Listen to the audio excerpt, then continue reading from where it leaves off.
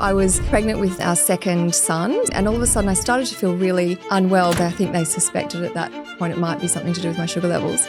And it came back as the reading was so high, they actually thought it was a false positive. I think it was off the chart.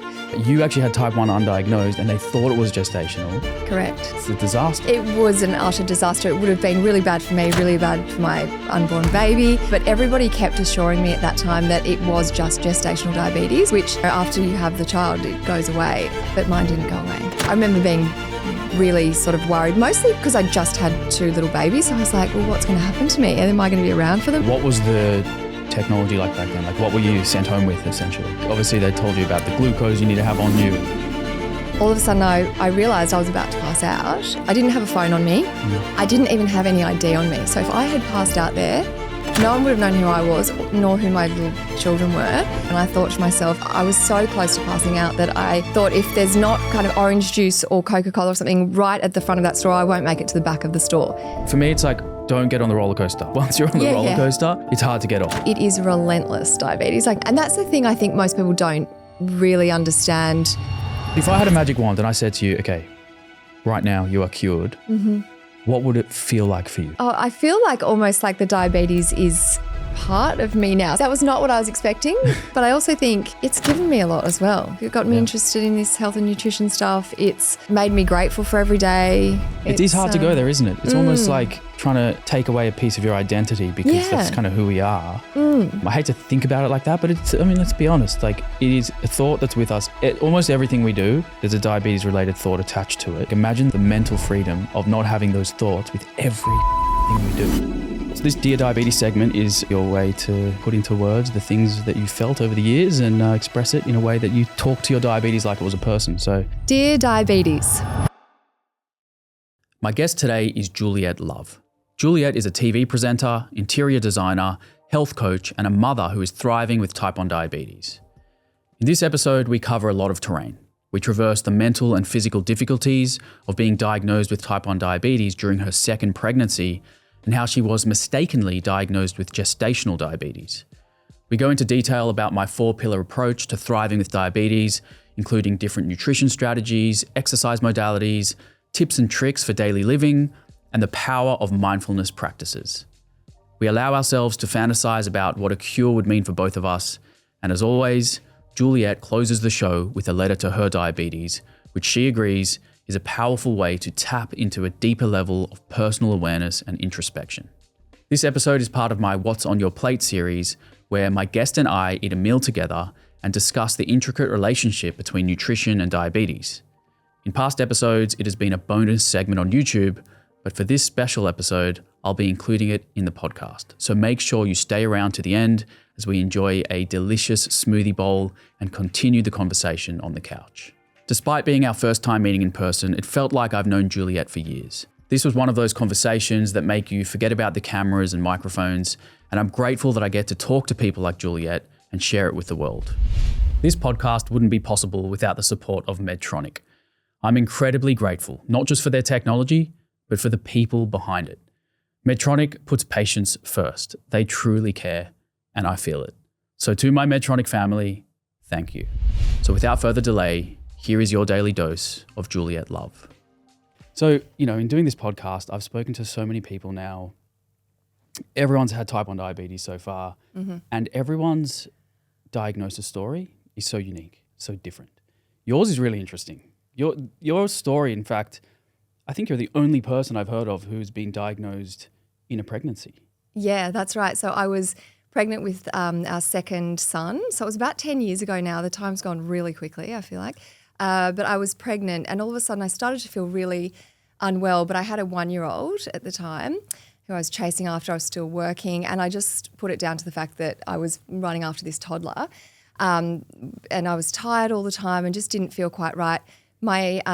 I was under a private obstetrician at the time during the pregnancy, and he hadn't sent me for the standard glucose tolerance test that every pregnant woman in Australia is supposed to have, whether you're in the private or public system. And so you're supposed to have that, I think, at about 23 or 24 weeks. I got to about 28 weeks or 29 weeks. So I was pretty unwell, was driving along in my car one day, my 1-year-old in the back, quite heavily pregnant, and all of a sudden I got this really bad migraine and couldn't sort of see properly and pulled over straight away. Fortunately, I was actually in Double Bay. My mum was living in Rose Bay, so I called her. She came straight away. She took me to the hospital and they did the glucose test then because I think they suspected at that point it might be something to do with my sugar levels. And it came back as the reading was so high that they actually thought it was a false positive. It was I think it was off the chart. Yeah. So they gave me the glucose test again. So I had to drink. It's this horrible drink. 75 grams of pure glucose. Yeah, and it tastes awful. It's just horrible. Probably the worst thing they could have done. Anyway, I did it again. It was really high again. So then they went, oh, okay, something's wrong here. And I went almost immediately onto insulin injections because I wasn't responding to the normal treatment for gestational diabetes. But they still, at that point, thought it was gestational. So interesting. Yeah. So they do that oral glucose tolerance test sort of as like a blanket recommendation to screen people for gestational during their pregnancy. But you actually had type 1 undiagnosed and they thought it was gestational. Correct. Wow. So when you're drinking the 75 grams of glucose, you're just sending more glucose into the blood. Your pancreas isn't working. It's a disaster. It was an utter disaster. It would have been really bad for me, really bad for my unborn baby. Thankfully, he's fine. Wow. But yeah, it was pretty full on. And I knew nothing about it. I'd been perfectly healthy up until then, no family history, and really didn't know anything about diabetes. But everybody kept assuring me at that time that it was just gestational diabetes, which, after you have the child, it goes away. But mine didn't go away. Yeah. So what was the initial sort of treatment? So they see that your blood glucose is like off the charts. Yeah. Give you insulin straight away, insulin shots, or is that? I think they did give me insulin instantly just to bring it back down. But then they said to me, you'll be able to manage this through diet and exercise. And Thinking it was gestational. Thinking it was gestational. And then I did that for maybe 2 or 3 days. Nothing was improving because they gave me a finger pricker. My sugar levels were still really elevated. So after a few days, I was back at the hospital and they said to me, you're going to have to go on insulin. It's unusual for gestational diabetes, but it's not unheard of. You'll go on insulin for the remainder of the pregnancy, and then, which was I think about 12 weeks or something, and then you'll come off the insulin afterwards. And yeah, so then after I had my little boy, my sugar levels didn't recover, and so they did more tests, and I have the antibodies for type 1. So you actually went through the whole pregnancy thinking you had gestational. How did they actually figure out it was type 1? Was there more like autoimmune testing and those sorts of things, like antibodies? Yes, exactly. So they did some further investigations after I'd had our son to just check what was going on because my sugar levels weren't regulating themselves. Right. And so they tested for the antibodies and they came up as, being positive for So how many months were you pregnant with type 1, like officially? Or do you not know? Do you know? I don't really know. And I suspect, I actually think I probably, so in my first pregnancy, which was 2 years prior, I hadn't been sent, I was under the same obstetrician, hadn't been sent for the glucose test in that pregnancy at all. And I had an enormous baby, like he was over 4 kilos. It was, he was a big baby. And if you saw him now, he's not a big kid. He's quite slight. So I suspect that actually it was kind of brewing in the background 2 years earlier. But just kind of simmering away. And then, without the glucose tolerance test, I think my sugar levels were probably elevated a lot during that pregnancy. Right. And then it was just too much in the second pregnancy. So is having a bigger baby known to be something that people with gestational have because of the excess glucose around? Or Exactly. I believe so. So because of the excess glucose, the baby is then having to deal with that as well. So, he's a pretty big kid. A big boy. Yeah. So what's I imagine the signs and symptoms that we all experience when we're undiagnosed is like the thirst, hunger, tired, all that. It must be so tricky during pregnancy because you don't know what's the diabetes, what's the pregnancy, like all of these symptoms must sort of overlap. What were you feeling? What was like the general bad feelings that you were experiencing? That's a really good question because you're right. In pregnancy, so many things happen to your body. You don't know, what's normal and what's not. I think for me, it wasn't a lot of the things that they typically say happen as signs of type 1 diabetes. So I don't remember being particularly thirsty. I do remember, and all my friends and my husband laugh about this, I had insane sugar cravings, which I'd never really had before. I've never been a sweet tooth. And I was just eating whatever sweet thing I could get my hands on. Yeah. And actually I remember my husband saying to me, oh, you're pregnant, you might as well enjoy it, like have another piece of the cake type thing. And so I did. Wow. And yeah, that was probably the worst thing that I could have possibly been doing. And it wasn't how I usually ate either. So it was just a bit of a disaster. Yeah, anyway. to have that sugar craving and not have a pancreas that's working is not a great combination. It was not good. I remember going to an afternoon tea at a mother's group, and there were all these tea cakes out, and I must have gone back to the table 8 times without exaggerating. It was pretty intense. And apart from that, I was getting headaches a lot, and I was very, very fatigued, very tired, which was also unusual for me. Right. But again, you could probably put that down to pregnancy. Yeah. And I don't remember sort of having to go to the bathroom a lot or, frequency in that way. And when you're pregnant, that sort of happens anyway. What about like weight gain or weight loss? Were you surprisingly not as big as you thought you would be, or? Yes, I was pretty skinny, and I was skinny in both pregnancies. Okay.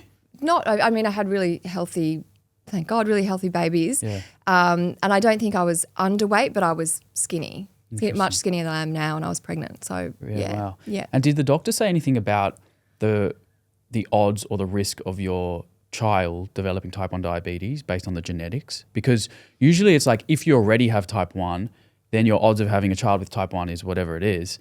But yours happened during the pregnancy. I imagine your genes obviously were your genes beforehand, so you were predisposed to some degree. Was there a risk for your kids to have type 1?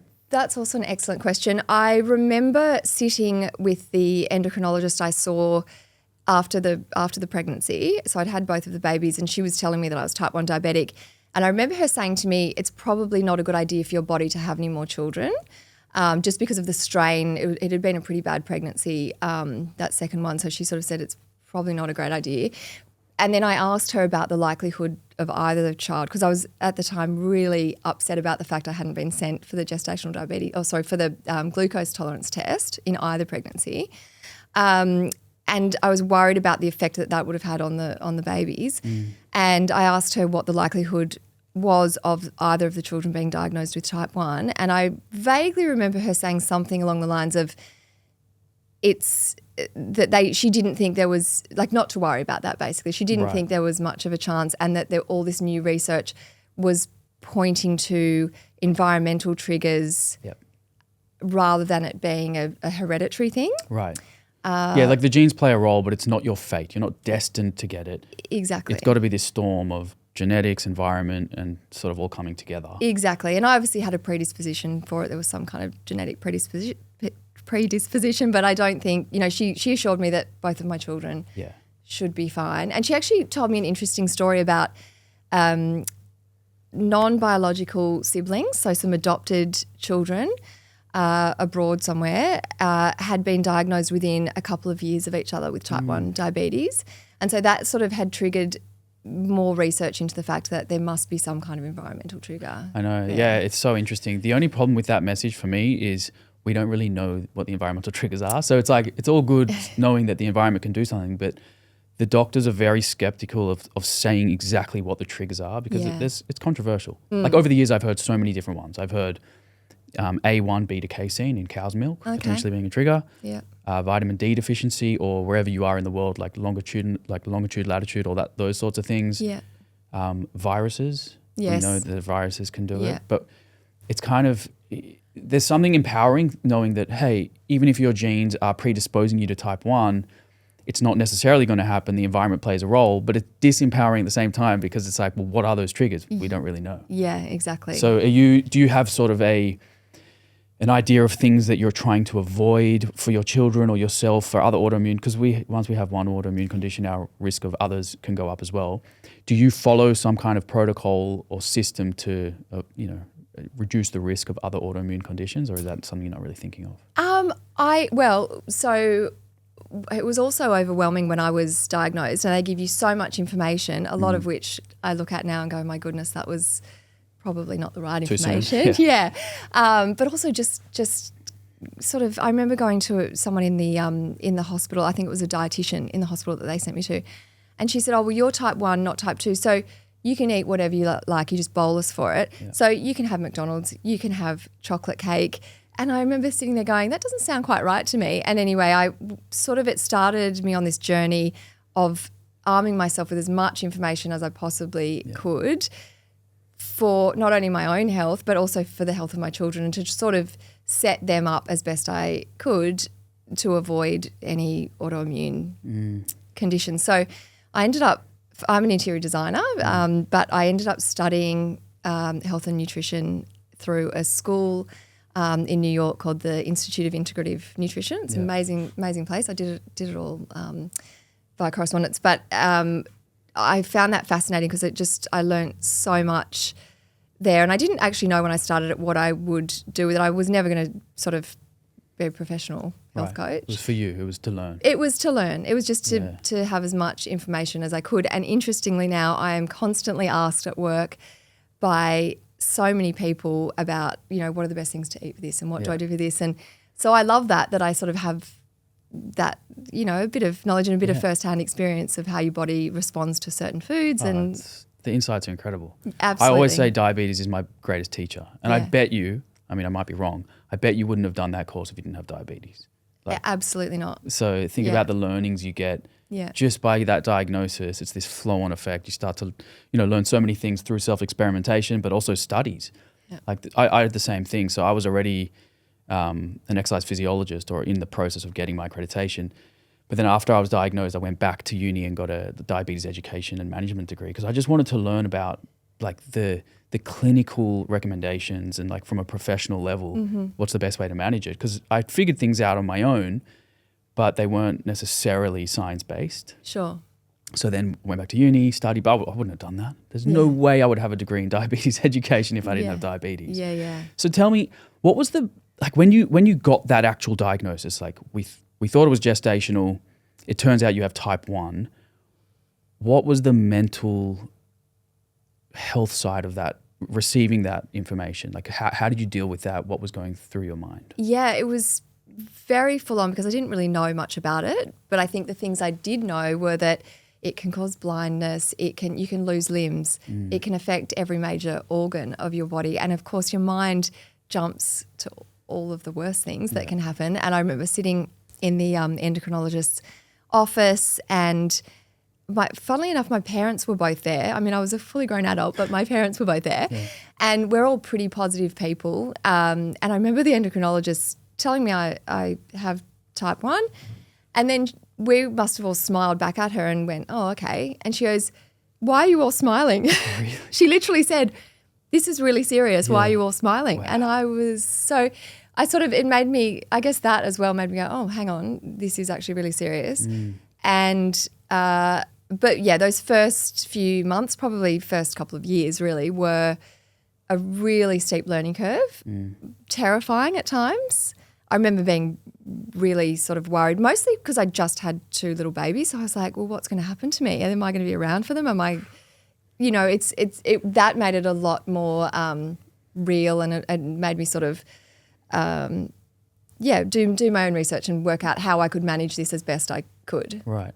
And so this was 10 years ago now. What was the technology like back then? Were you using finger pricks and lancets and test strips and all that stuff? Or I know you're on a CGM now. Yeah. But what were you sent home with essentially? Yeah.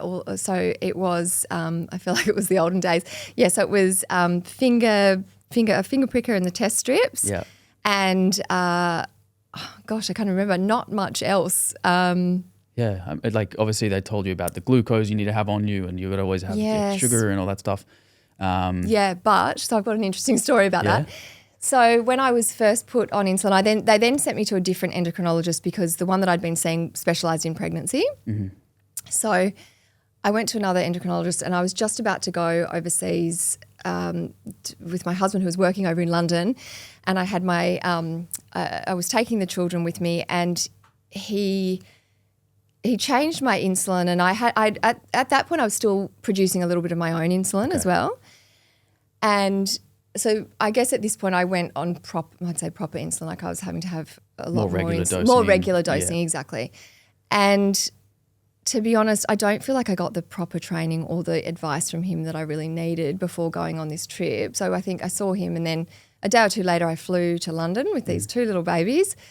And the first morning that I was there, my husband got up early. He was doing a garden at the Chelsea Flower Show, and he left very early in the morning, and I had jet lag. I thought I'll take the kids out, put them in a double pram, and because I was so new at taking insulin, I didn't really know what I was doing. I'd never really been given the proper lecture on don't leave the house without glucose if you're taking insulin. Truly, that is the honest truth. And because when I was pregnant and taking the insulin, it was so well controlled. Like they were telling me exactly what to eat and exactly how much insulin to take, and it was just so it felt very different at this point. So I'm pushing the kids up the road in the King's Road in Chelsea in London, and all of a sudden I realised I was about to pass out, and it was the greatest lesson I've ever had. I think it was such a blessing in hindsight because I didn't have a phone on me.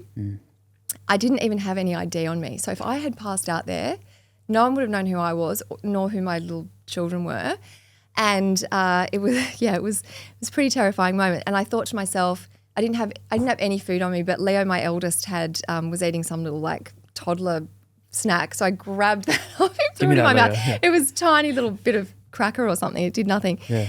And then I looked across the road, and it was so early in the morning, nothing was open except for this convenience store kind of diagonally across the road. And I thought to myself, I was so close to passing out that I thought if there's not kind of orange juice or Coca-Cola or something right at the front of that store, I won't make it to the back of the store. So I ended up pushing the children across this busy road and made it to the front of the store. And again, by some blessing, there was a whole aisle of Lucozade right at the front of the store, and everyone must have thought I was sweating. Crazy.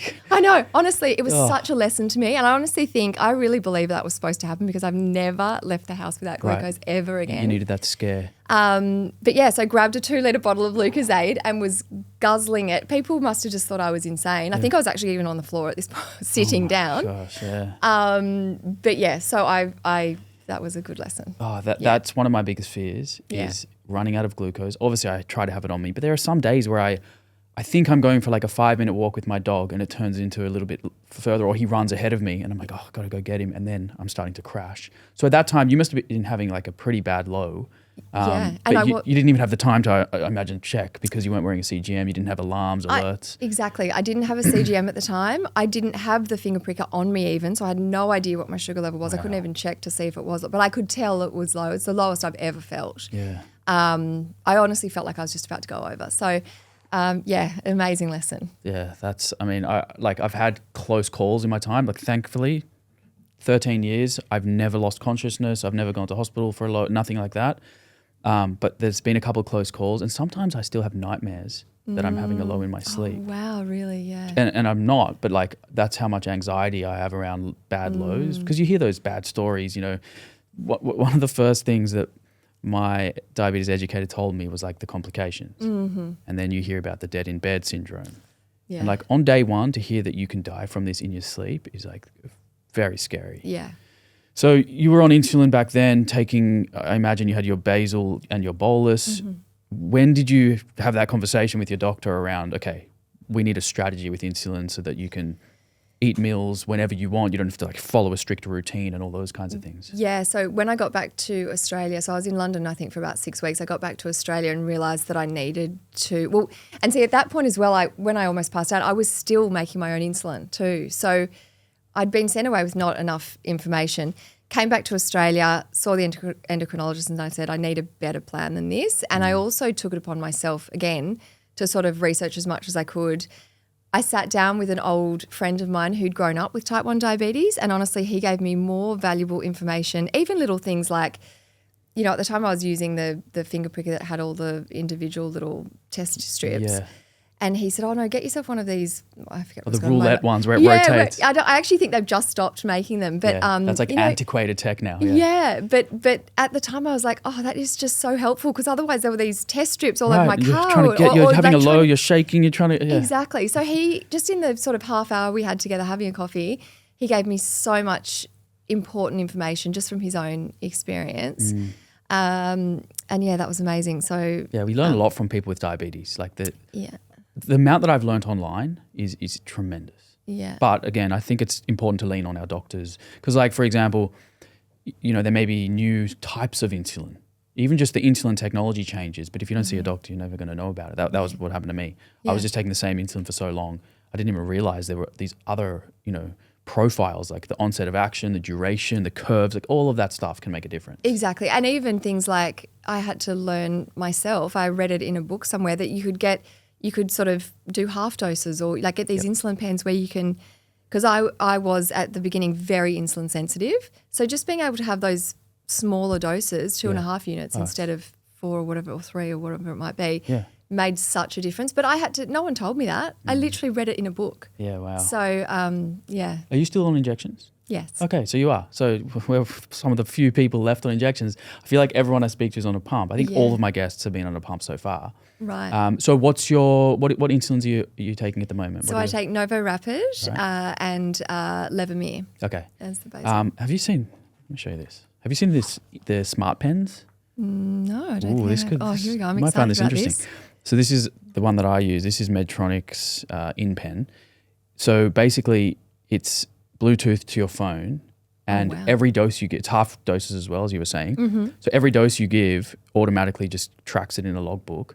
And then so at any time when you open your app, it tells you how much insulin you have on board. So it'll say like active insulin, that when your last dose was, how much it was.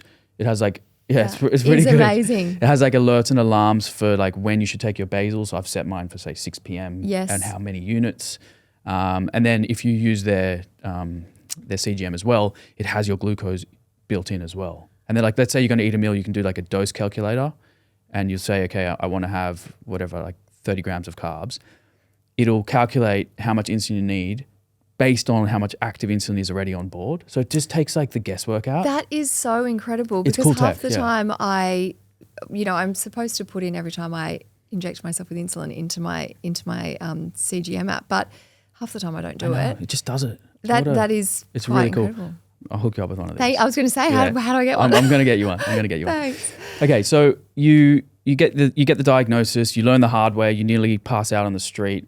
At what point do you feel like you've sort of got a bit of control in terms, I don't like to use the word control, but like more confidence around your management and in terms of all of the different lifestyle factors that influence diabetes? At what point do you feel like, okay, I've got the hang of this? Yeah, I think it did take probably a couple of years for me to feel really confident in it and to feel like, okay, hey, I got this.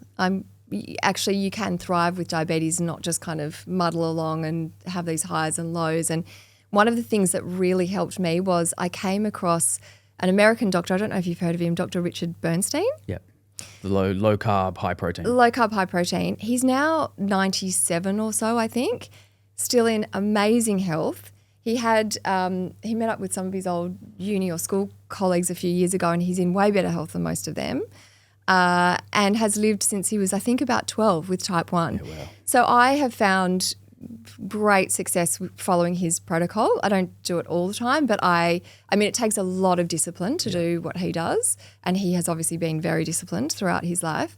I try to be as disciplined, but not, half the time I'm pretty busy as well. So takes a lot of organisation, but he's been really helpful. And I think it was when I got his books, started taking it a bit more seriously, that things felt a little bit more in control. Yeah. Yeah, without wanting to use that word control. Yeah. No, but that makes sense. So how has your diet changed since your diagnosis? Like, have you experimented with other things other than the Bernstein protocol?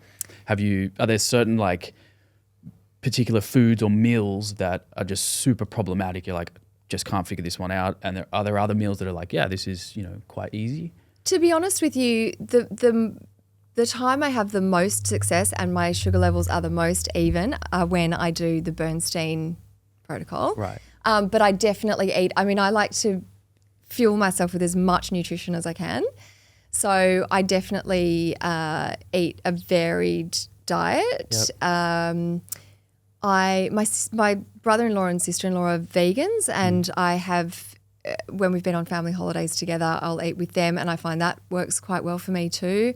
It's interesting because the plant-based very is different. So different to the Bernstein. Very, very different. Yeah. Bernstein, when I picture the Bernstein protocol, I'm seeing a lot of meat, fish, eggs, high protein, very low carbohydrate. I'm sure you can have like leafy greens and other low carb veggies. Yes. But when I see plant-based, I'm thinking whole grains, legumes, sweet potato, fruit. Yeah. So very different. And they have, my sister-in-law and brother-in-law have a lot of beans and legumes and that sort of thing. So I was definitely taking different amounts of insulin and having to just sort of play around with that. Right. But yeah, I like to eat a varied diet, and because I've got 2 little boys, so I'm fairly relaxed about it. But at the same time, I feel like I manage it pretty well. My HbA1c is usually sort of mid-5s. So it's amazing. Yeah, especially on multiple daily injections. Like mid-5s is like pump level control. Yeah, that's what incredible. my endocrinologist always says. But I don't quite know how I get there. I guess I guess it is just discipline and organisation and stuff. Yeah, but no, that's really impressive.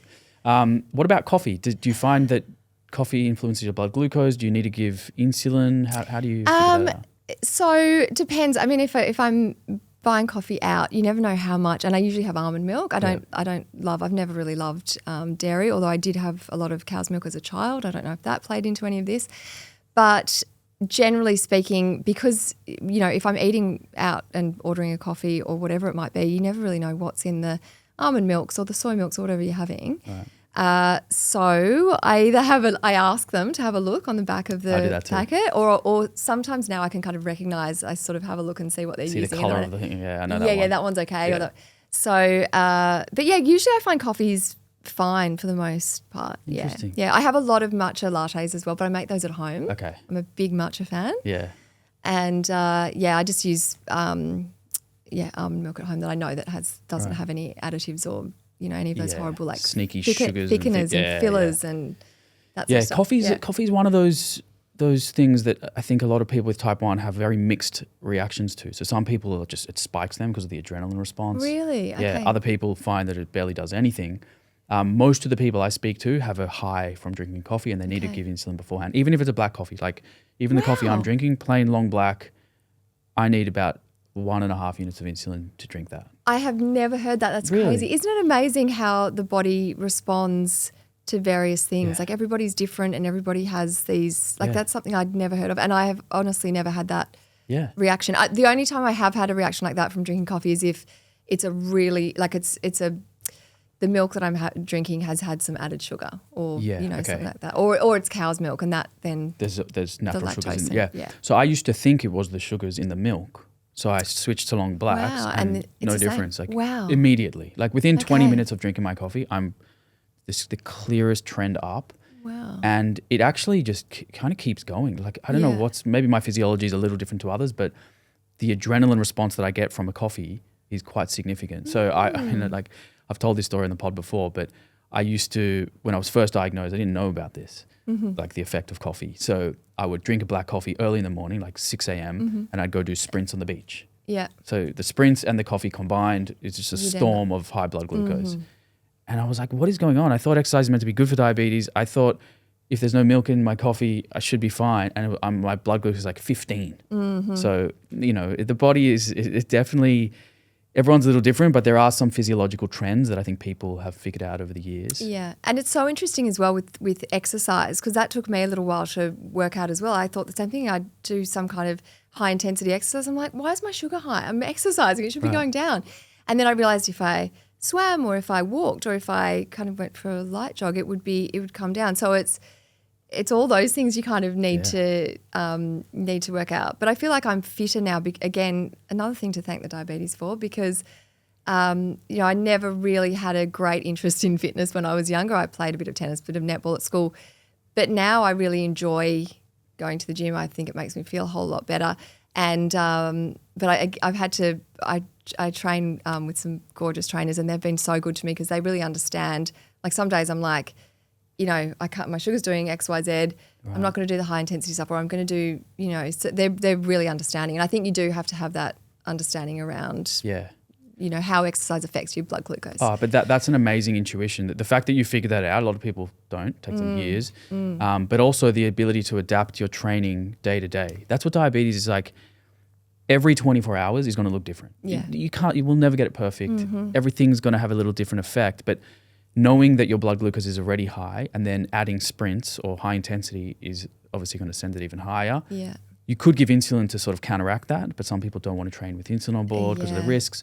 So I like that you sort of like change it around. So what is your, I call it like movement routine or exercise, whatever you want to say.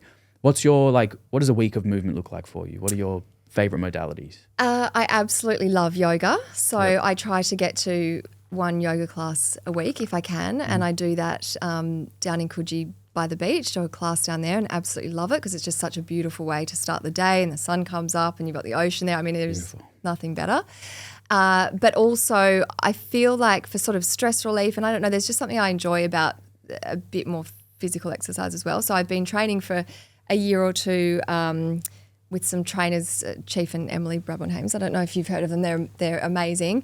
And we do a combination. They work together in their gym, and Chief he's ex-military, so he does a lot of sort of weight-based training. Right. He's so knowledgeable on the human body. It's incredible. I think actually you get on really well with him. And so do some weight stuff with Chief, and then Emily does more of the cardio stuff. Cool.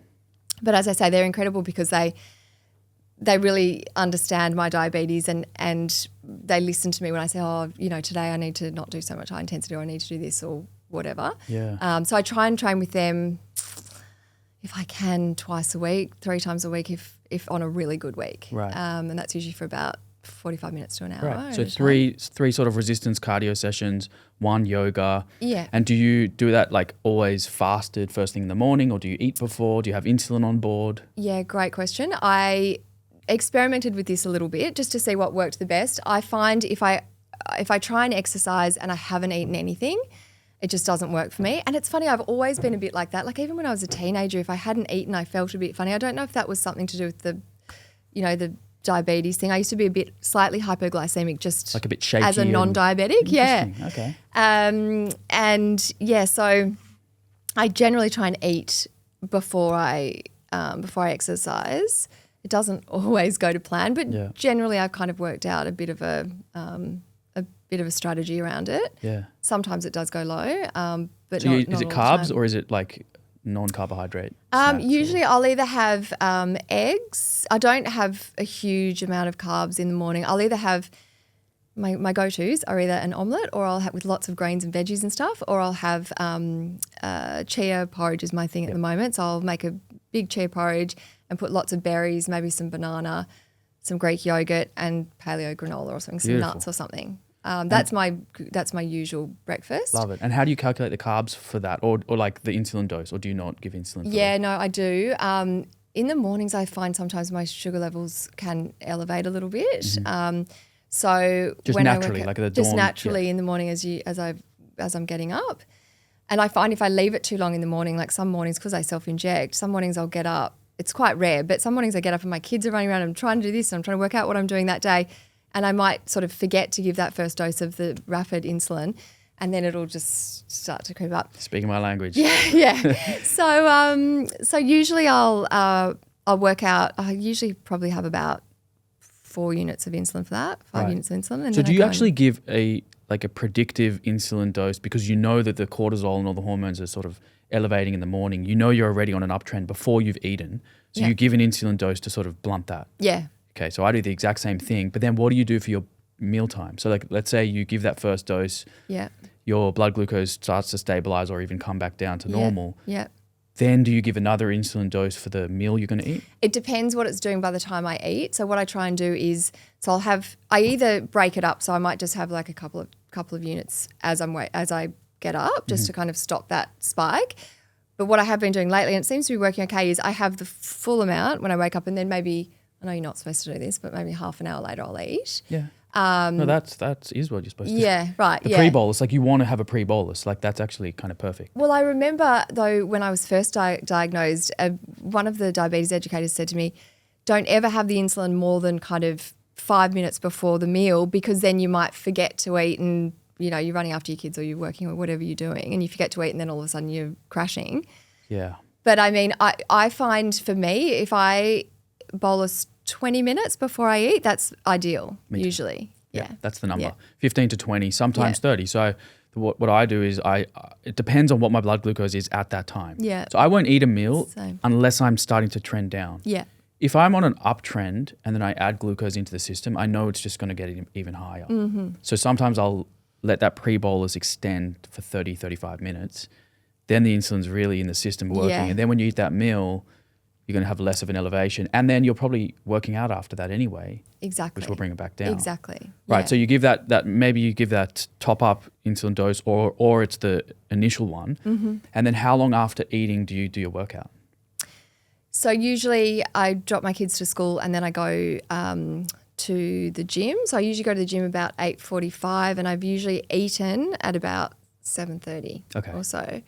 And the days that I am training, I sometimes give myself a bit less because I know that, it can trend low if I'm exercising. Okay. But it's very different on the days that I don't exercise. Yes. So my sugar will do something completely different, which is usually, Right. And you might need more insulin for those meals. And yes, exactly. And have you noticed like a clear difference between strength training and cardio training in terms of what your blood glucose does? The cardio training sometimes does, or definitely the high intensity stuff does spike my sugar for sure. Yep. The weight training, not so much. And I find anything kind of moderate, like anything kind of slower, whatever, my blood sugar tends to be more stable. Yep. Anything kind of where you sort of elevating those, is it cortisol or what is it? Yeah, adrenaline, cortisol, all of all that those stuff. hormones that tell the liver to put glucose in the blood. Yes. That's if you're stimulating those very often, your liver tap is on. Yes. And glucose is just going to find its way into the bloodstream. Yeah. But it's interesting because some people do strength training and find that it spikes. Really? But that might be because their heart rate response and their adrenaline response is different. Yeah. So you just got to figure out what's working. You do. And that's why it's so great working with these trainers because they just they listen to what I'm saying. Whereas sometimes they'll be like, no, you're doing that, and they do that too. Like they make me work for it. But No, that's good. You need them to listen. And then what about for the rest of the day? What's on your plate? Like what are you eating, after your workout? What does lunch look like? What does dinner look like? So generally speaking, I try to eat a Mediterranean style diet. So I do eat meat, but I don't tend to have huge amounts of meat. I try to have, if I am eating meat, I try to have grass-fed beef, for example, or, properly sourced fish, wild salmon or something, although it costs a fortune. Yeah. And then I'll try and have as many veggies as possible. And so lots of veggies, as many, I try to get as many salads and things in as possible. I do make smoothies as well. I've started to make lots of smoothies for my kids too because I find it's a really good way to get some nutrition into them. Although I've been throwing in chia seeds and all kinds of stuff lately and they're not so sure about that. Yeah. I can see a chia seed. Yeah. And actually you might be able to answer this too. I've been using just for some added protein for them, I've been putting in some, I can't remember what the brand is, but it's like a kid's nutritious protein blend and it all looks pretty clean to me, but I think the proteins are soy protein and pea protein. Yep. Are they, the person who sold it to me said, that's not always the best. They're not as well absorbed or something, those proteins. Are they okay, do you think? I mean, all of the literature looking at soy and pea and brown rice, any plant-based protein, in the sort of refined form where they've taken the protein down to just a pure protein supplement, it's almost equivalent to whey protein, for example. Yeah, there's right. almost no difference. Okay. If there's a bioavailability difference, it's like 1%. Okay, because that's what she was so talking about, minimal. but she was making out like it was it was going to make a huge So difference. I've looked at anyway. a direct study comparing an omnivorous diet with whey protein supplement to a plant-based diet with a plant-based protein, and it was a soy protein in this study. And head-to-head 12-week program, training 3 times a week, both groups gained the exact same amount of muscle, no difference in absorption. Yeah. And good. like the amino acid content, especially when you blend, say, brown rice and pea together, it's kind of a perfect combination. Okay, So good. there's That's absolutely good to know. nothing to worry about. Like especially for kids, I think if you can sneak protein into their diet in a smoothie, it's great. For sure. Yeah. Yeah. I don't think that little that's good to percent will know. make a difference. Yeah. So sorry, I went No, off track good there, question. but Great question. so I try to have as many vegetables, salads as I can.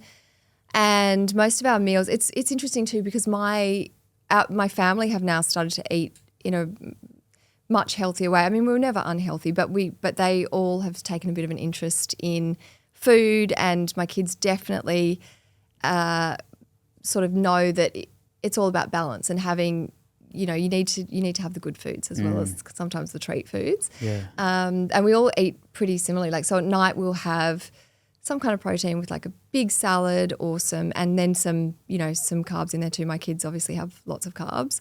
I don't have as many. So if we're having pasta or something like that, I'll have like an edamame pasta, or I'll have another alternative, because we're so fortunate in this day and age to have the options that we do. 30 years ago, there weren't nearly as many. Less than that. Yeah. I reckon when I was diagnosed, I didn't even know what a legume-based pasta was. Yeah. It wasn't even a thing. And pasta and diabetes for me is a nightmare. I can't touch like traditional pasta. I'm exactly the same. I just can't. It's not on the menu. Yeah, okay. Like for me, that's it's interesting. just I can't do it. I'm sure I could figure out a strategy to like get it done, but that would bring in some extra risk. Like my insulin dose would go from like 4 units to 12 or more, and then I'd have to split the dose and give another huge dose 2 hours later or 3 hours later. That's if you don't spike 6 hours later. Like, it's just a headache. Yeah, and I've worked out, very similar to you, I've worked out it's just not worth it for me to do that. Like, it is just not worth having that bowl of pasta or lasagna or whatever it is. I have the exact same reaction, and then I hate the spike afterwards, and then the subsequent low. Massive low, yeah. Yeah, and then you're sitting there with this crashing, which never happens to me otherwise. Yeah. So, I feel you. Avoid those things too. Yeah, for me, it's like, don't get on the roller coaster. Once you're on the roller coaster, it's hard to get off. It's fun. Like you're locked in, and it's just, it's not fun. Yeah. It's not worth it. But occasionally, like, I'll go out for dinner, and I'm trying to socialize, and I'm trying to enjoy my life, and branch out a little bit. Yeah. So I'll be like, you know what? I'm just going to try a little bit of this, or I'll taste a bit of the pizza or whatever. For that 5 minutes of like mouth pleasure, it's guaranteed hours, if not days. Like the other night we went out with a couple. It was a great meal, beautiful meal. I knew at the time that I was setting myself up for some failure, like a bit of fried food, some sauces I didn't know what was in it, some refined carbohydrates, the oils, the fats, all of this adding up. And during the meal, it was like fine, kind of flatlined, but 6, 7, 8, 9, 10 hours of just highs thereafter. Yeah, it was a fun night, but for me, it's just like, it's not really worth it. And that's exactly it, because it's not just in that moment. Like, you might be able to control it for the, few hours afterwards, but then for me, it's not worth it during the night and all the next day as well. Exactly. Which is another thing that they never told me. In fact, the honest truth is that the first diabetes educator I ever saw said to me, this is crazy now that I think about it, that what you eat the night before, so say you have XYZ for dinner, that does not affect your waking level. Whoa. That is honestly what they told me. And then I very quickly worked out that was not right. No. She was not diabetic herself. She was not very, and actually, to be fair, she was very new to it. Yeah. But that's insane to say that. Yeah. I mean, my mealtime, like my dinner approach is, to me, it's almost one of the most important meals, because especially for us on multiple daily injections, if you can go to bed with a good blood glucose, with not a lot of insulin on board, if any, other than your basal, no bolus, and you're in range and that meal is digested, you're setting yourself up for 8 hours. Perfection. Of flatline, good control. Absolutely perfect. And how good does it feel when you look at that line? Right. You wake up in the morning. Now we see it because you're a Dexcom, right? You're a warrior. You're a Dexcom warrior. Yeah. Yeah. So is that G7 or G6? G7. I just got the G7. Where is it? I'm very excited. It's somewhere around here. You don't have to show me. I know. Yeah. So I've got the 6. I can't wait to try the 7.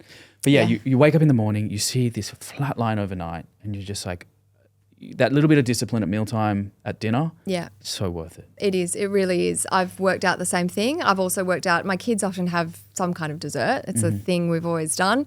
And it's usually pretty healthy. It's like fruit and Greek yogurt or something. But I've worked out that even, I might just have the tiniest bit of that or not at all, because it just makes it so much easier to have that beautiful straight line all night. And as you say, if you're in range as you go to sleep, and then you know that you've digested your meal, you've had the right foods, and then the next morning it's just and good. You can sleep with less anxiety of going low and all these things. Exactly.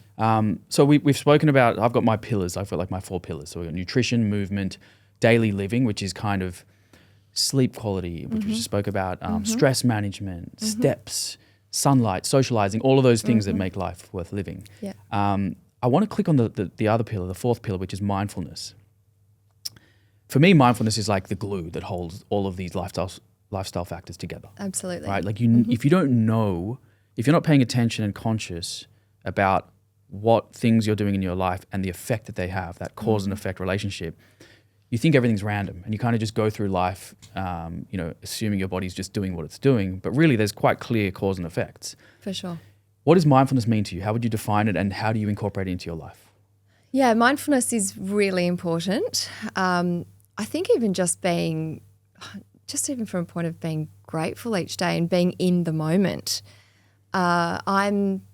I have really strong faith, and actually my diabetes journey has kind of brought me closer to, as a Christian, I've started to pray more, and for me that's my mindfulness. So it's about just centering myself on that faith and hope I get from my Christianity, I guess. Wow, yeah. That's really interesting. That connection, how, again, diabetes can lead you down paths and connect you with things that you would never expect. For sure, yeah. Have you got like a mindfulness toolkit that you would use outside of the religious practice, like any day-to-day things that work for you or that you would recommend for other people to like tap into? Yeah, I think journaling's really important. I think just stopping and slowing down and taking a moment, because we live at a pace that we never have previously in human history. And I think that's taking a big toll on a lot of people and a lot of the younger generations coming through as well. We're seeing big effects from that. So I think if you can just take some time out of your day, for me, that's usually the mornings. So early in the morning, if I just sort of set myself up for the day, do a bit of journaling, set some intentions, it definitely makes a big difference for me. But all of mine is kind of anchored in my faith, I guess. But yeah, for anyone else, you can certainly, bring mindfulness into your life through, even yoga as well, just having to slow down. Like a lot of people find that hard to hold those poses. Hold a pose and breathe and not let your mind go somewhere. Yeah. So that's me, by the way. I'm putting my hand up. Like every time I do yoga, I just can't believe how quickly my mind is somewhere else. Yeah. Like just trying to bring it back to where I am, breathing. But my mind doesn't wander when I do strength training or calisthenics or. Same. But yoga is just, I guess it's the slowness of the body. Yeah. With a fast mind, there's like a mismatch. Exactly. So you sort of need to find that. You have to bring the mind down to meet the body, whilst when you're doing calisthenics or strength training, it's a fast movement anyway. Yeah. So it kind of, I don't know, there's something about that. But there is. Yeah, yoga is an amazing practice. So do you have like a morning routine that sort of you stick to each day, or is it kind of just now automatic? You just do whatever feels right? I try to, with a busy household, it doesn't always happen, but I do try and get up before my kids. So you've got 10-year-old and 12-year-old. Yeah, they just, well done. Yeah, they just turned 10 and 12 this week actually. Both boys? Both boys, yeah. They're great fun. They keep me very busy. Yeah. They're really good fun at the moment, good ages actually. But they're pretty, once they get up, the household is, it's all happening. We've got 2 little dogs running around as well, and there's a lot to get done. So I do find that kind of morning, if I can just give myself a little bit of time in the morning, it really makes a huge difference to the day, because that's not happening even at the end of the day. Like there's no other opportunity for it basically. If I don't sort of stop in the morning or start in the morning and just, have that mindful practice or have a moment to myself. Once the horse bolts, there's no getting that back. Exactly. And I imagine that once you get that morning routine that sets you up for the day, you can cope with all these stresses better, including the diabetes stresses. And like, I personally haven't felt any burnout, but have you ever felt burnout in your diabetes where you're like, fuck this, I'm over it? Yeah, they talk about this a lot, don't they? And I can understand why, because it is relentless diabetes. Like it's 24/7. And that's the thing I think most people don't really understand about this particular disease. Like it is 24/7 management. There's not a minute of the day where you can just kind of let it go. No. Or even just one day of the year where you can just kind of let it go. So yeah, that kind of incessant thing can be a bit tricky. I've definitely had moments where I've kind of felt, I guess, overwhelmed is the right word. Like I've felt like, oh my gosh, I just wish I could not think about this today. And I find it particularly annoying. I'm the type of person, I love my sleep. I find it really annoying if my sugar alarm goes off in the middle of the night, like 3 a.m. and you've got that. That was me last night. It happened 4 times. Oh, gosh. I had a shocker. Oh, my gosh. I hear you last week. I had a really early start with work. I often have early shoot start times. And the exact same thing happened to me. And how annoying is it? I was so frustrated. I'm not afraid to say this, because I got to bed a bit late. I played footy last night, like a social thing, which I love. And we finished at like 8-ish. Dinner was like 8:30, 9, close to 9, which I usually eat dinner at like 6:30. So I'm like way behind. I knew it was going to be a late night. Usually I want to be in bed by like 9:30, and I was in bed well after 11. Right. And at 1 o'clock or 12:30, first alarm went off, low, ate a banana. Okay. 45 minutes later. Well, actually, for the next 4 minutes, every time the reading on my Dexcom would pick up, I was still low. So for like 16 minutes of like those 4-minute readings, alarm going off. And then it went off again 45 minutes later, and I just go, fuck this. Like, I yelled it out. Oh, yeah. I was so frustrated, and then I caught myself. I'm like, mate, keep it cool. It doesn't help to lose your temper. This device is literally keeping you alive. Just accept the alarm. Yes, it's annoying. I went and ate some more glucose. It happened a few times over the night. Yeah. And then I slept like 4 hours total. It Yeah. was one of those nights. Don't you worry. I've had plenty of those. But I also completely understand that moment where you like so annoyed. A couple of times I've gone, I'm just going to turn this thing off. Same. And then you go, oh, but if I go really. I know. And then, but also gratitude for it. Yeah. That I've had that exact It's a thought tug of process war. where I'm like, oh my gosh, this thing, I could smash it against the wall. But then also, but it's helping me so much in my life. So it is such a tug of war. I have turned my Bluetooth off sometimes. I'm like, I can't hear another just can't alarm. deal with it anymore. We're taking the risk. Yeah. Bluetooth's going. To be fair, I do have not done recommend it too. that. That is No. terrible. But it's like, for me, maybe that is a sign of short-term burnout. Yeah. Like, I don't feel long-term burnout. I feel like I love my life. I have a great lifestyle. I love everything. But short-term, those little acute moments where I'm not proud of myself, where I'll turn my Bluetooth off. Maybe it's like, well, I need to address this. Yeah. And I've never spoken to him. I don't know if you have, and maybe that's a question that you don't want to answer, but have you ever spoken to a professional about dealing with the anxiety and the mental health of living with diabetes? You know? No, I never have. And it's, again, a really good question, because I guess there is that element of burnout and like it's just so incessant, like I said before. But yeah, I've never spoken to a professional about it. I'm really fortunate that my family are very supportive. I probably whinge to them about it a little bit, although they do say that I don't whinge too much. And actually, yeah, a lot of people around me say, oh, you never even mention the diabetes, which I am happy about. I don't want it to be the dominant. I don't want to be known as, the first thing people know about me. But at the same time, I also don't mind being at all. I'm really proud to be a type 1 diabetic that is thriving, and I've got all this support around me. I'm really grateful. And but yeah, I've never sort of sought any help for, and I also agree with you in that I've never felt that long-term burnout. And so maybe that's the difference too. I definitely get frustrated in certain moments. And as well, just the variables each day, like how much sleep I've had, what my hormones are doing, how stressed I am about work or whatever else I'm doing, and all of those things playing into, the fact that your sugar level may not be as you had predicted it to be. Yeah. And that's the other thing about diabetes is you can do the exact same thing 2 days in a row and the outcome's different. Yeah. It's like I ate the same meal yesterday for the same amount of insulin, but today my sugar's high and yesterday I was low. Yes. So it's like we can figure out trends and patterns, but at the end of the day, we don't ever have full control. We've got to we're a passenger for a lot of it. I was trying to explain this to someone the other day. I said, if you eat a certain thing, and I used a burger as an example, which is hilarious because I don't often eat burgers. But, I said, if you have a burger one day and you have a certain amount of insulin, and then you have the exact same lunch the next day, you have the same amount of insulin, you can either be really high or really low. It will not be the same. And they just couldn't get their head around that. Right. And have you figured out what those factors are that influence that meal-to-meal variation and variability within an individual? For me, mostly, I think hormones for me play into a lot of stuff. Yeah. And I think certainly exercise, again, that thing of like, even if the day before I've done a fair bit of exercise, the next day I'll still be seeing it. All of that stuff. But it's definitely it's not a precise science. Like maybe it is a precise science. I don't think it is. It's just, it's tricky. It is tricky. Did you see that video? I think it was done by, I keep saying JDRF, but they've changed their name to Breakthrough T1D. That's the new name.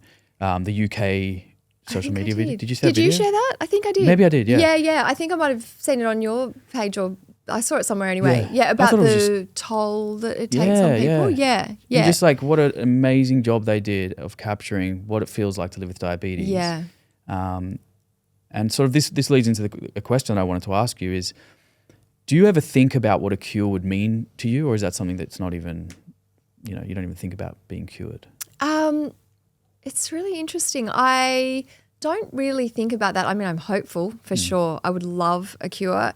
But I sort of, when I think about a cure, I think more about the people that are raising children that are type 1 diabetics and other people living, in other countries where maybe the support isn't as great, or there aren't subsidised drugs and devices. But I mean, a cure would be incredible. But yeah, for me, I guess it would change my whole life. It would change every type 1 diabetic's life. And I think it's funny too, because you see things in the news occasionally. These stories pop up about stem cell research. It's around the corner. We're 1 year out. It's around the corner, yeah. And people will often send me them, which is so lovely. But I often read them and go, oh, well, yeah, they did some stem cell thing a few years ago, and maybe, well, hopefully this time it will work. But a lot of the time it seems to not go anywhere. And I'm sure we are inching closer to a cure. I pray we are. But I don't really think about a cure a lot. Do you? I don't, no. No. So for myself, I don't. For humanity, of course I do. But yeah. I sort of just, I like to live my life in a way that I feel like I can sustain long-term, be really healthy and happy. Yeah. And if a cure comes, great. Yes. I'll take it. As long as it doesn't come with immune suppressants and all that sort of stuff. If it is a cure that is relatively sort of gentle on the body, I would probably do it. But I don't think about it. No, I'm the same. But I think that's because we are thriving with diabetes. Yeah. And then I think about people who aren't thriving and who are really in a dark place. And I get messages all the time from mothers with kids with diabetes, and they say, I pray for a cure every day. Oh, they cannot stop thinking about a cure. Yes. So it's awesome that we're sort of looking for it, and these organizations are doing such good work. Personally, I don't think about it often at all. But if I had a magic wand and I said to you, okay, right now you are cured, what would it feel like for you? What do you think that would, like, allow yourself to sort of go there? What do you think it would feel like? Gosh, that's, when you just said that, I was like, oh, I feel like almost like the diabetes is part of me now. So when you said that, I was like, oh gosh, if it goes, that was not what I was expecting. When, as you said that, you would think the response would be, yes, amazing. My life would be so different. It would take all that weight off my shoulders. But somehow I feel a bit like it's part of me now. And of course, if I had the choice, I would not have type 1 diabetes. But I also think it's given me a lot as well. Yeah. Like, it's got me interested in this health and nutrition stuff. It's made me grateful for every day. Yeah. So it's funny. I mean, definitely I would rather not have it. Yeah. But yeah. It is hard to go there, isn't it? It's almost like trying to take away a piece of your identity, because that's kind of who we are. I hate to think about it like that, but let's be honest. Like, it is a thought that's with us. Almost everything we do, there's a diabetes related thought attached to it. Yes. So, I mean, for me, it's like, imagine the freedom, the mental freedom of not having those thoughts with every fucking thing we do. Oh, yeah. And for me, my mind goes to, I remember being on the Great Barrier Reef a few years ago, 2 or 3 years ago. And, but I was on the Great Barrier Reef, and I remember having to swim back to the boat because my sugar was going, or I was out of range, and I felt like my sugar was going low, and I was panicking the whole time, which I never usually do because I can rely on this so much. And it was an awful feeling, and I was quite far out. And I was sort of, it was a really uncomfortable feeling. I didn't enjoy it at all. So, in those moments, I would gladly get rid of it. Yeah, it can pull the joy out of like the most beautiful moments. Exactly. And I mean, we were looking at these extraordinary creatures, these beautiful turtles and sea life, and all I could keep thinking was, am I going to, is my sugar going low here? Because I probably went out a bit low. Anyway, that's another story. I've had those same experiences where I'm in this beautiful moment, like this 1 in a million moments, and I'm thinking about my bloody diabetes. Yeah. It's like, oh. Yeah. It's a tricky one. It's a tricky thought experiment. But let's say you walk out the door today and you are cured, what would you do next? Like, what would be your next thing that you do straight away? Oh gosh, I'd probably go up to the Great Barrier Reef. No, I'd probably Get that moment back. Do you know this? I was thinking about this the other day. My initial reaction is to say I'd go and have some huge meal full of the pasta that we can't usually eat, and a burger and a pizza. My kids love pizza, and I can't usually have it with them. But actually, I don't really feel now like I'm missing out on much with type 1 because of the options we have available in terms of food, and I can pretty much do everything I want to within limits. I can't go on SAS and stuff like that, but I can do most things. But do you want to do that? Not really, no. I think I'd last about 30 seconds, to be honest with you. Great challenger, wouldn't it? I would probably go and just have some huge meal, I'd say. Yeah. What would you do if you... Well, I've thought about this. Someone asked it to me recently, which is why I passed it on to you. Okay. I wouldn't eat a meal. To me, I feel like I get so much joy out of my food. I don't feel like I'm missing out on anything. And I still eat the things that I love in healthier ways and in smaller amounts. So I'm still like tasting those flavors. I'm just not indulging. For me, I would walk into the mountains without a phone, without this fucking insulin and glucose and no backpack, just like naked, run into the mountains. Yeah. Do you know what I mean? Like just be so detached from any technology and any thoughts. Yes. And just be for like as long as I could. That's a good one. I'll give you that. That is a very good one. I would just sit in that, get so far out of the city. Yeah. Because I can't even go on a hike without packing a million things to bring with in case this happens, that happens. Yeah. Charger, what if my phone runs out? What if my sensor runs? Nothing. Just get away. It's funny. I can so relate to that as well, but my mind didn't initially go there, but I find that so frustrating too, like having to have all the things in my handbag all the time. And my phone, at last Christmas, I remember just having this meltdown about having to have the phone on me all the time. And I had been really busy with work and like these incessant messages and emails. And I feel like we're constantly able to be contacted now. And if you have your phone on you all the time because you need it for the diabetes technology, you sort of never, ever, ever get a break from all the other stuff. And I know you can turn off certain things. You can put it on airplane mode and all of that stuff, but still it's there. Yes. And so last Christmas I just went, I'm just not having this. And I ordered one of the receivers that, that don't have like any the third party. Yeah. And to be honest with you, I think I've used it twice because at the end of the day, we do all just have our phones on us all the time. Yeah. But I remember just going, I just can't deal with having all this stuff around me and on me all the time and the phone. And yeah, you're right. So I feel like running into the hills with nothing, with no phone, no devices, none of that stuff is a pretty good option. I take my phone, obviously, when I go for a walk in the morning with my dog for my CGM. Like, that's the only reason it's there. Yeah. But you're right. Like, I'll get either a text or a notification or email and I'll say to myself, do not check it. Yeah. But I still occasionally I'll just have a quick look. I just don't even want that there. Yeah. I mean, I could take a finger pricker with and go back.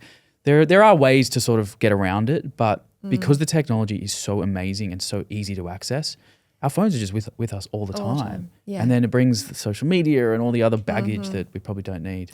Yeah. What do you feel about, how do you feel your family have adjusted and changed their lifestyle around you living with diabetes, and how has it made a positive impact on them? Yeah, it definitely has. Even for my parents, I'm an only child. I'm really close to both of my parents, and they have both taken an interest in food and health and what they eat now.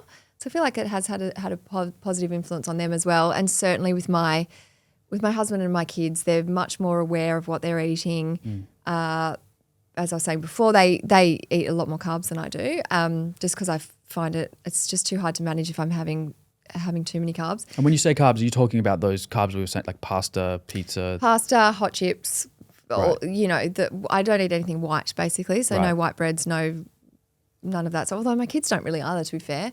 But yeah, so even in that, like the bread we have at home is always like a rye sourdough or something. So it's just all those little things that I think have played a part in them having a healthier upbringing and that's healthier brilliant. kind of, Yeah, that's where the insights into our physiology through diabetes can influence the people around you. Yeah. What do you think about people who wear a CGM who don't have diabetes? What do you, have you seen that? I think it's great. I think loads of people are doing it now because for just general fitness, because I think diabetic or not, it's really important to keep a track of your blood glucose levels. And I think the modern Western diet is generally speaking not great, like lots of takeaway, lots of those processed carbs, and that spikes anyone's sugar. You're diabetic or non-diabetic, that's going to spike your sugar. And so I think it's really good that people are taking interest as well. And loads of people, you see loads of people exercising with them, and athletes and professional athletes, and it's good. Yeah, I mean, do you agree? So you look like you're not agreeing with me. No, it's not that I disagree. Where I would push back is I would say that the people wearing CGM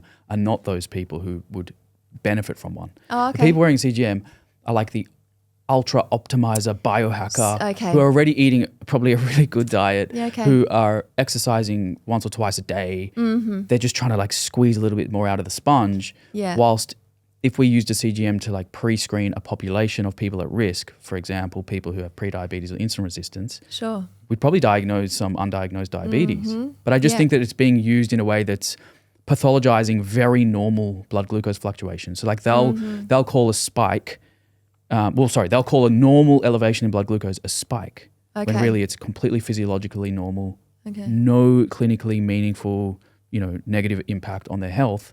And they'll pathologize it and turn it into this big issue when really it's just completely normal and they've got nothing to worry about. So Yeah, I think it's like right. bringing in extra worries about things that are just unnecessary. Right. But as you say, if you could give it to the population of people who are eating that standard diet that is really heavily processed, ultra processed, they're going to benefit from it. Yeah. And I think just ultimately people being more conscious of, what they're eating and therefore their blood glucose levels, I think is probably a good thing generally. Or if more people are talking about it, I guess, as well. And just being generally more health conscious Yeah. is probably a good thing. Yeah. Well, we've covered a lot of ground. I always end the show with the Dear Diabetes segment. It's your opportunity to close the show in the way that you want to. Before we get there, where can people find you if people want to contact you or, watch the show? Obviously, you're on Better Homes and Gardens. Yeah. So Better Homes and Gardens, Friday nights, 7 o'clock on Channel 7. And then, I'm on Instagram, Juliet Love. And Awesome. that's it. Well, this Dear Diabetes segment is, we spoke about at the top of the show. It's your way to, put into words the things that you felt over the years and express it in a way that you talk to your diabetes like it was a person. So whenever you're ready. Cool. I'm a little bit nervous about this, but I wrote it down. I was going to say, I was like, you've memorized this? This is unbelievable. No. It's on my phone. Do you Okay. mind if I read it off my phone? Of And we're just course. talking about the addiction to the phone, and mine's on my phone. This is good. But yeah, this is quite confronting. Like I feel like I'm really glad you asked me, and I think it's a great thing. It's a good challenge. But I'm kind of nervous about it. Anyway. Everyone who's Here done goes. this so far has done the exact same thing. They're like, oh, it's confronting. Yeah. I had a young kid on, Tyson, who's 16 years old, and his mum was here, and he just delivered this like down the barrel, it must have been minutes long letter. Oh wow, mine's that long. No, that's what I was saying. Like, it can be anything. It can be 2 words. It can be Okay. long. Whatever feels right for you, just you let it out. Cool. Okay. Here goes. So, dear diabetes, well, you sure took me by surprise. And not a fun, good kind of surprise, not the pleasant kind. No, you crept in like a silent storm in the night.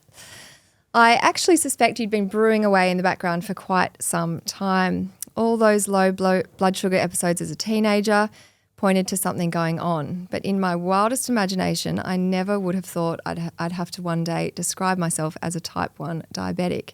I didn't even know what that meant. Was it the same as type 2, or was it the one you get if you're eating too much sugar and cakes and lollies? So many questions, and what can only be described as sheer terror at the start. Will I go blind, lose a limb? What will happen to my kids? And with lots of terrible advice from diabetes educators, I was led to start my own research. And man, am I grateful to you for that. I'd always had an interest in health, but you pushed me to learn more, dig deeper, arm myself with as much info as I could so I could be as healthy as possible for myself and for my family. And the thing about storms is they subside. And after the initial shock and confusion and fear, I learnt that life does in fact go on and that you can thrive. I learned that if you look after yourself, then it's entirely possible to live a long, healthy life with diabetes. I learned how my body responds to various foods and exercise. And through prayer and faith, I even came closer to God. So actually, I have a lot to thank you for. Maybe not at 3 a.m. when my low glucose alarm is going off and I've got an early start the next day, or when I don't have the right foods to eat when I'm out, or even when I have to inject myself multiple times per day with insulin and I can't find any needles in my handbag. But overall, you've helped me to grow. You've made me stronger and you've helped me to realise that each day is a gift, one that can't be taken for granted. Beautifully written, beautifully spoken. Oh. I resonate with so much of that. I feel like you just summarized our podcast in like a perfect little bite-sized letter. Great work. Well, I hope I wasn't repeating myself a few times there. I was like, I didn't mention that, but anyway. No, that's awesome. Thank you so much for sharing that. Thanks for sitting down with me. I love that conversation. I learned a lot. I think people are going to benefit from it, and hopefully you come back and we can do a round 2 one day. I absolutely loved it as well. Thank you so much for having me on, and thank you for asking me to write that letter, because I feel like it was definitely cathartic. Well, it's going to live on forever now on YouTube. So there we go. Thanks so much.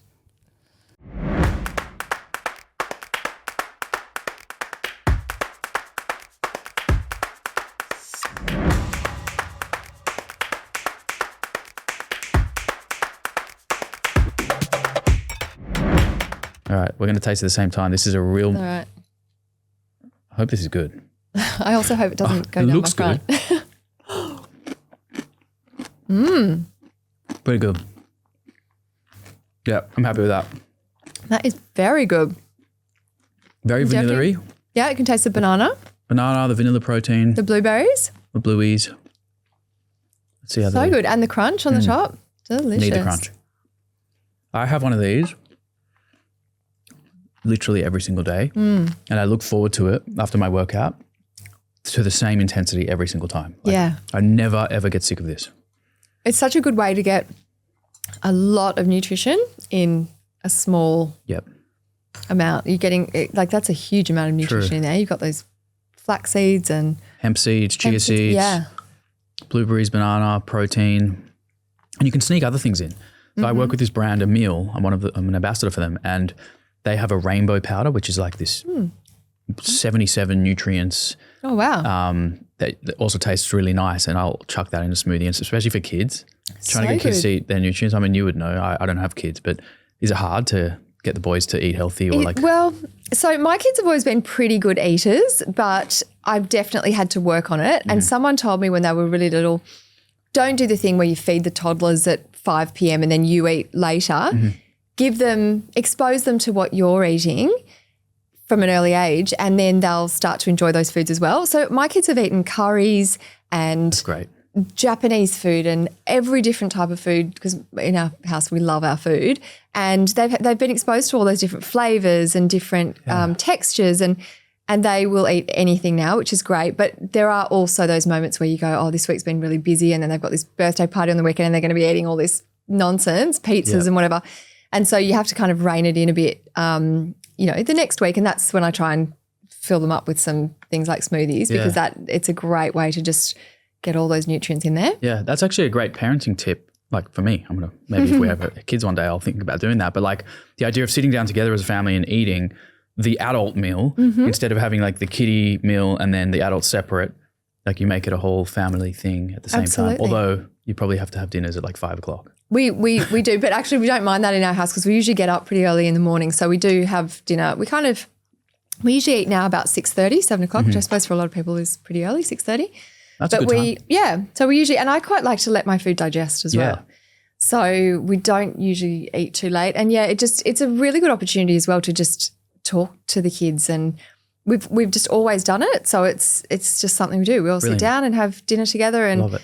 Yeah, as I say, they love all the different, they're very adventurous with food now. They'll eat anything. And it's a nice time to sort of all kind of talk about the day and what's happening and what might be happening tomorrow and all that stuff. So good. So what time do you have to wake up for work? Like if you're on set, what does a day of work look like? What time are you up, and how do you figure out diabetes management? Yeah, very early. And I think the key for me with diabetes management when I'm working is organisation. So I meal prep a lot, especially breakfast.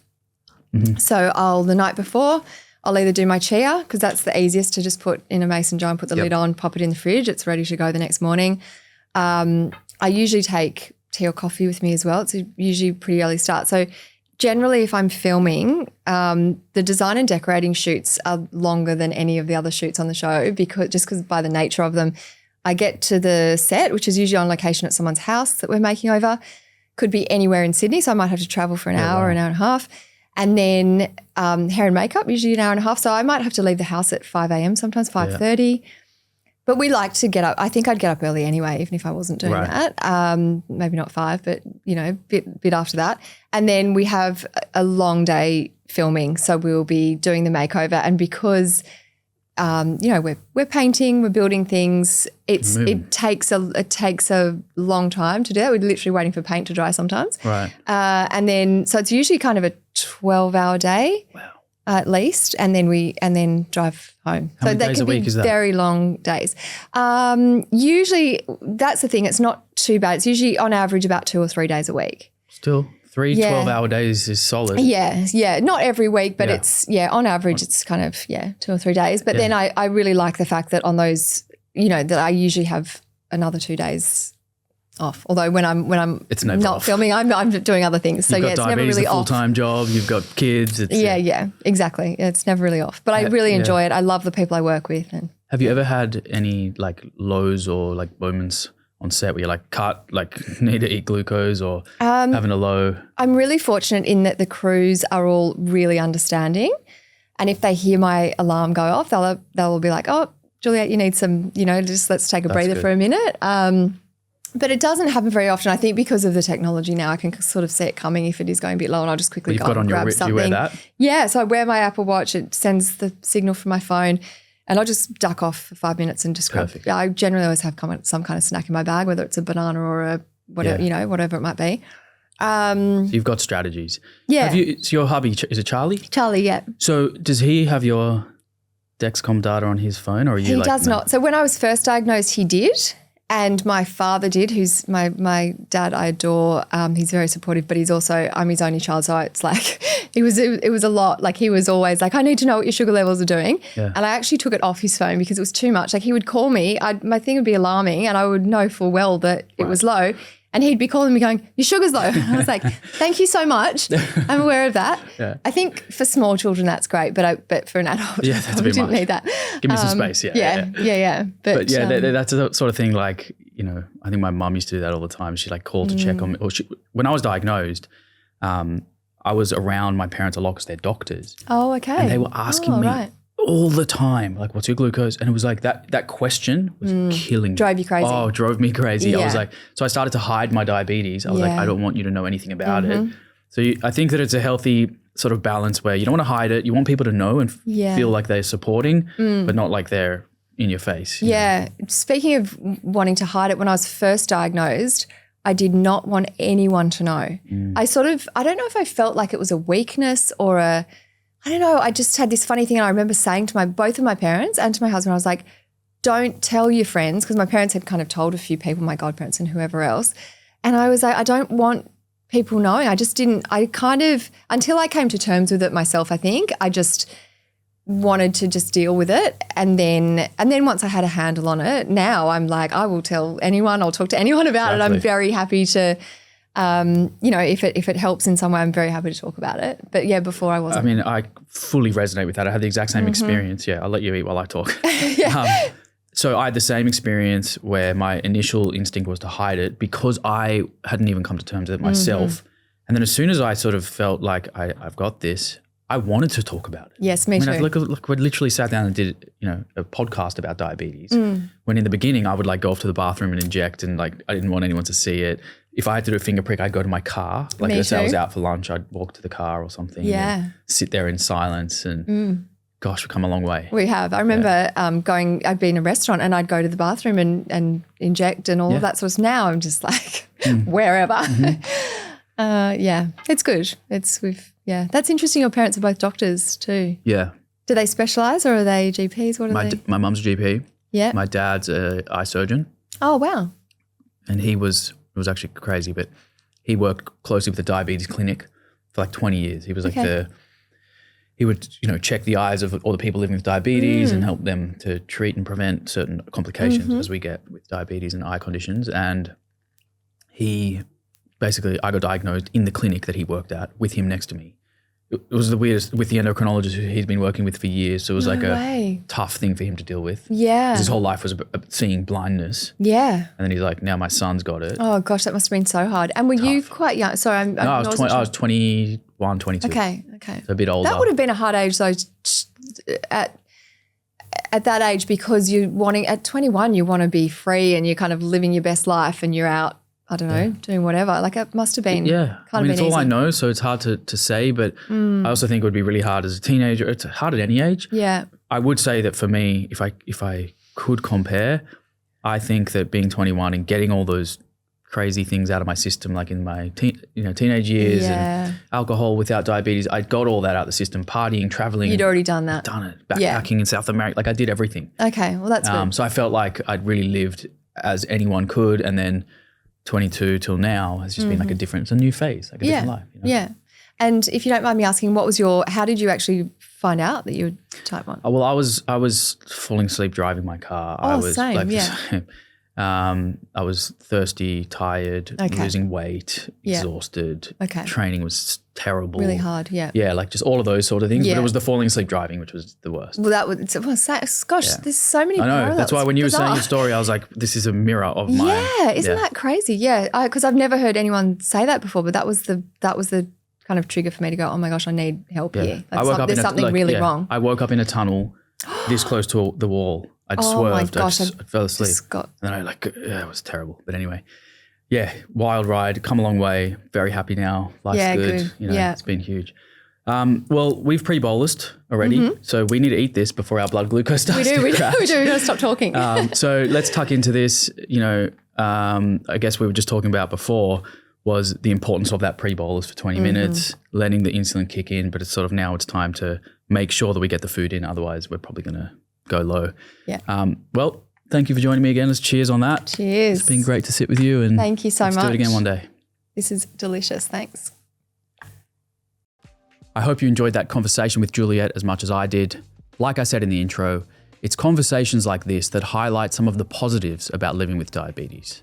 I'll see you in the next episode for another dose of inspiration and education.